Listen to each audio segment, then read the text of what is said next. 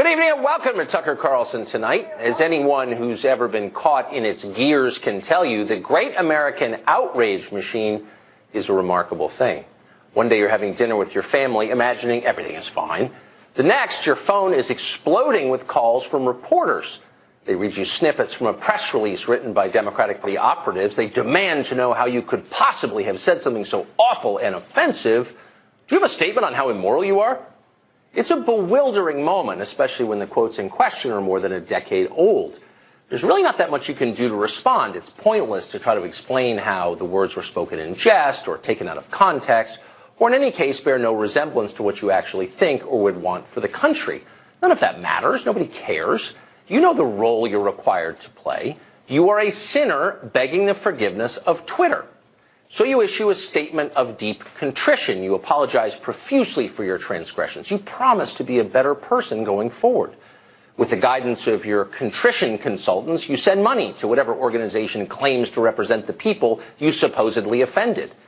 Then you sit back and brace for a wave of stories about your apology, all of which are simply pretexts for attacking you again. In the end, you get fired. You lose your job. Nobody defends you. Your neighbors avert their gaze as you pull into the driveway. You are ruined. And yet, no matter how bad it gets, no matter how despised and humiliated you may be, there is one thing you can never do, one thing that is absolutely not allowed. You can never acknowledge the comic absurdity of the whole thing. You can never laugh in the face of the mob. You must always pretend that the people yelling at you are somehow your moral superiors. You have to assume that what they say they're mad about is what they're actually mad about. You have to take them at face value. You must pretend this is a debate about virtue and not about power. That your critics are arguing from principle and not from partisanship. No matter what they take from you in the end, you must continue to pretend that these things are true. You are bad, they are good, the system is on the level. But what if we stopped pretending for a minute? What if we acknowledged what's actually going on? One side is deadly serious. They believe that politics is war.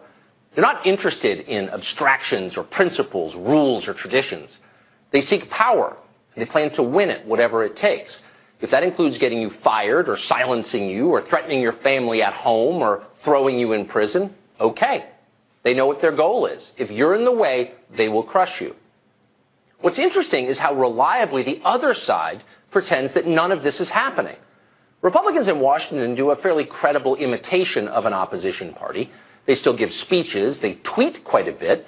They make concerned noises about how liberals are bad. But on the deepest level, it's all a pose. In their minds, where it matters, Republican leaders are controlled by the left. They know exactly what they're allowed to say and believe. They know what the rules are. They may understand that those rules are written by the very people who seek their destruction. They ruthlessly enforce them anyway. Republicans in Washington police their own with a never-ending enthusiasm. Like trustees at a prison, they dutifully report back to the warden, hoping for perks. Nobody wants to be called names. Nobody wants to be Trump. How many times have you seen it happen? Some conservative figure will say something stupid or incomplete or too far outside the bounds of received wisdom for the moral guardians of cable news. Twitter goes bonkers. The mob demands a response.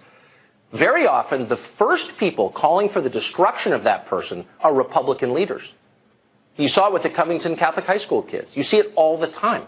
Kevin McCarthy spends half his day telling Republican members not to criticize progressive orthodoxy. Paul Ryan did the same before him.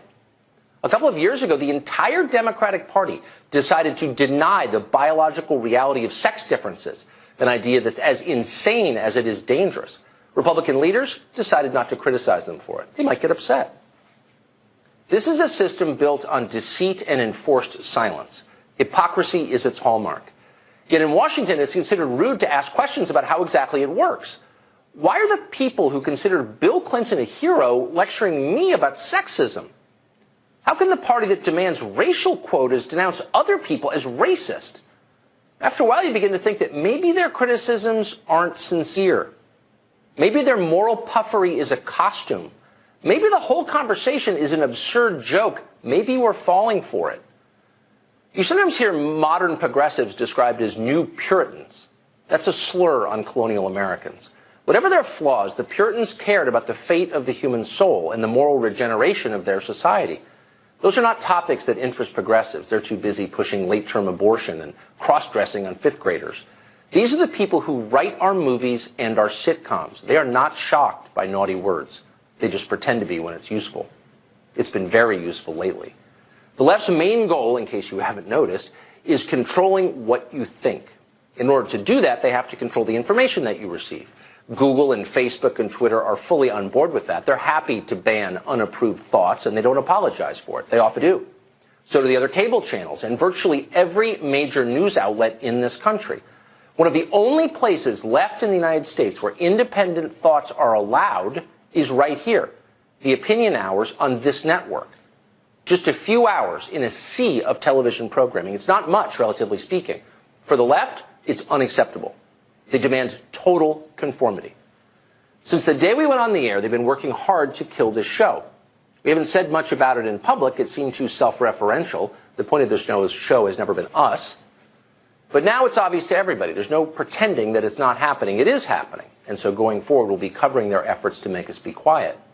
For now, though, just 2 points to leave you with. First, Fox News is behind us, as they have been since the very first day. Toughness is a rare quality at a TV network, and we are grateful for that. Second, we've always apologized when we're wrong, and we'll continue to do that. That's what decent people do. They apologize. But we will never bow to the mob. Ever. No matter what.